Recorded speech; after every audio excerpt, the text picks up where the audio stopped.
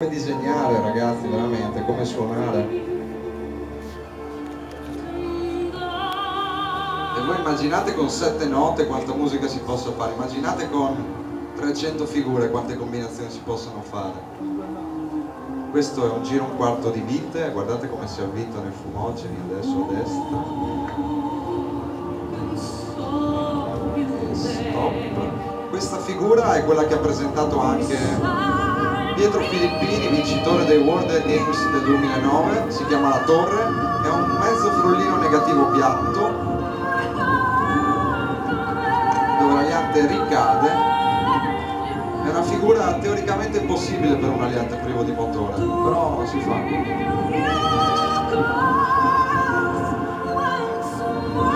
Una serie di tonneau, questo è un Fizzler con un quarto in salita, non dei migliori, però diciamo che ha funzionato lo stesso.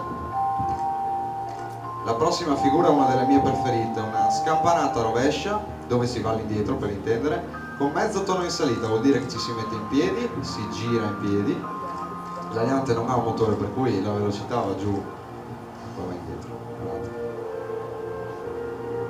Guardate il fumo come si è. Un quarto a destra, adesso un semplice looping che ricorda comunque la base della voltige dell'acrobazia.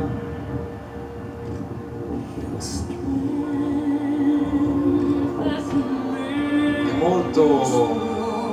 molto ritmica questa acrobazia, molto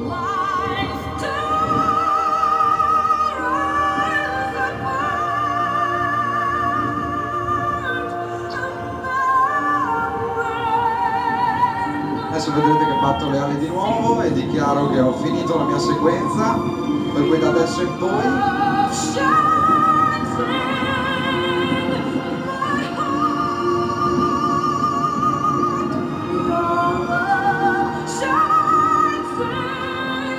io mi auguro che un giorno voi davvero possiate assistere a questo e perché no volarci dentro quell'aliante, perché ve lo dico di nuovo, voi avete tutte le possibilità di iniziare questa cosa e tramite me o tramite i miei colleghi possiamo metterci in contatto e insomma vedere di fare qualcosa di voi, di chi ne fosse interessato. Ecco, vi ringrazio veramente di nuovo.